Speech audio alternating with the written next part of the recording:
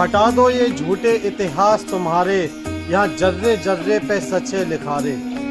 ना किताबें कहेंगी ना बानी कहेगी, तो माटी सभी की कहानी कहेगी। नमस्कार मित्रों, तो आज हम बात करते हैं जो हिंदुओं के अगेंस्ट में एक नैरेटिव सेट किया जाता है, निगेटिव नैरेटिव है, जो कि हिंदुओं में जातिगत भेदभाव होता है।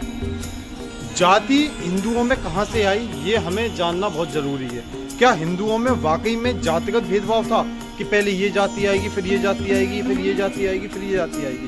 तो आज हम इस वीडियो के माध्यम से जानने की पूरी कोशिश करेंगे कि आखिरी में पूरा सिनेरियो है क्या। मैं आपको बताना चाहता हूं कि 1931 में एक सेंसस हुआ था जो कि जातिगत आधार पर हुआ था। उसमें 4114 जातियां निकल कर आई थी। उसके बाद आज हम देखते हैं तो ये जातियां 6000 से ऊपर पहुंच चुकी हैं। तो ये जो सर्वे हुए थे, ये एक जो British census commissioner Herbert Risley था, इसके द्वारा सेंसस में जातियों को ऊपर से नीचे के क्रम में लिखा गया। लेकिन कहा यह गया कि जातियां हिंदुओं के धर्म ग्रंथों में लिखी गई। मैं चुनौती देता हूं ऐसे लोगों को कि किसी भी आप वेद में, किसी भी आप हिंदुओं के धर्म ग्रंथ में ऐसा लिखा हुआ दिखा दें कि यह जाति में भेदभाव है, कि जातियां इस क्रम में है, कि इस क्रम में धोबी है, इसमें माली आएगा, इसमें सुनार आएगा, इसमें लोहार आएगा, इसमें बढ़ई आएगा। ऐसे करके कोई भी सीक्वेंस अगर दिया हो, ऐसा किसी भी अपने हिंदुओं के धर्म ग्रंथ में सीक्वेंस नहीं है। तो ये समाज को बड़गलाने की कोशिश जो नैरेटिव सेट करते हैं लोग अन्य अन्य बातों पर, ऐसे लोग हमेशा से करते आए हैं। तो हमें ऐसे नैरेटिव से बचना चाहिए। तो जो वर्ड होता है ना, ये जाति वर्ड एक जो कास्ट वर्ड होता है, इंग्लिश वर्ड नहीं है कास्ट, लेकिन हम उपयोग करते हैं कास्ट का इंग्लिश लैंग्वेज में। जो कास्ट एक्चुअल वर्ड है वो पुर्तगीज वर्ड है, ये पुर्तगीज लैंग्वेज से निकला हुआ वर्ड है।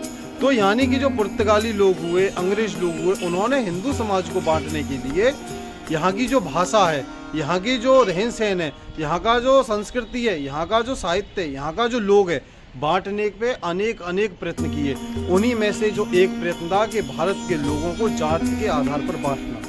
आपने एक कहावत सुनी होगी कि जब एक लकड़ी होती है, उसको अगर तोड़ने को कहा जाए तो हम आसानी से तोड़ देते हैं, लेकिन जब लकड़ियों का जो गट्ठा होता है, उसको जब हम तोड़ने जाएं तो हमें तोड़ने में बहुत कठिनाई महसूस होती है। यानी कि संगठन में बहुत बड़ी शक्ति होती है, और कहा भी जाता है कलयुग में संगे शक्ति कलयुगे, यानी कि संगठन में ही शक्ति है। लेकिन अंग्रेजों ने इस शक्ति को और इस संगठन को तोड़ने के लिए, अनेक लोगों ने इस संगठन को तोड़ने के लिए, शक्ति को तोड़ने के लिए, आपको पता ही है जैसे भारत पर अनेक वर्षों से अनेक लोगों ने शासन किया, यहाँ पर आकर भारत को लूटने का काम किया, तो संस्कृति को तोड़ने मरोड़ने का काम किया। उनका एक ही उद्देश्य था कि जो भारतीय संस्कृति थी उसको तोड़ कर रख देना। तो ये जो हर्बर्ट रिस्ले जैसे लोग थे, इन्होंने जातिगत आधार पर बांटा, एक सीक्वेंस में जातियों को बांटा और कह दिया गया कि हिंदुओं में इस प्रकार का क्रम बटा हुआ है, लेकिन ऐसा गलत है। तो जो हिंदू माइथोलॉजी है, जो हिंदू के वेद हैं, वह क्या कहते हैं? जैसे आप मानते होंगे कि भगवत गीता के 4 अध्याय के 13वें श्लोक में लिखा हुआ है, चातुर्वर्णम मया श्रेष्ठम गुण कर्म विभाग स। यानी कि जो 4 वर्ण हैं वो गुण और कर्म के आधार पर बनाए गए हैं। यानी कि जो भारतीय संस्कृति थी वो एक बहुत ही सुलझी हुई संस्कृति है, उसमें हर प्रकार की जो व्यवस्था है उसके पीछे एक साइंटिफिक आधार है। वैसा ही आधार है चातुर्वर्णम मया श्रेष्ठम गुण कर्म विभाग स। गुण और कर्म के आधार पर ही चारों वर्णों को बांटा गया है। एक बहुत ही सैद्धांतिक नॉलेज है कि किसी भी व्यक्ति का गुण है, कर्म है, उसी आधार पर होगा। और इसी में जब हम आगे देखते हैं तो हमें देखने को मिलता है जो भगवत गीता का 18वें अध्याय का 41, 42, 43, 44, 45 में श्लोक हैं। इसमें ब्राह्मण, क्षत्रिय, वैश्य, शूद्र इनकी डेफिनेशनों को बताया गया है। और उसमें भी फिर से 18वें अध्याय के 41वें श्लोक में फिर से लिखा हुआ है कि ब्राह्मण, क्षत्रिय, विषम, शूद्राणाम च परंतप कर्माणि प्रविभक्तानि स्वभाव प्रभवे गुणे।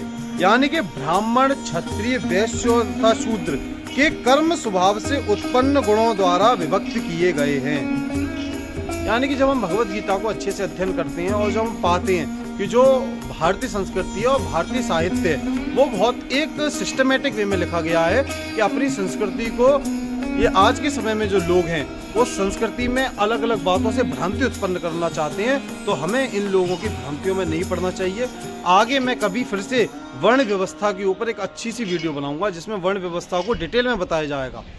तो इसी के साथ जय हिंद, जय भारत।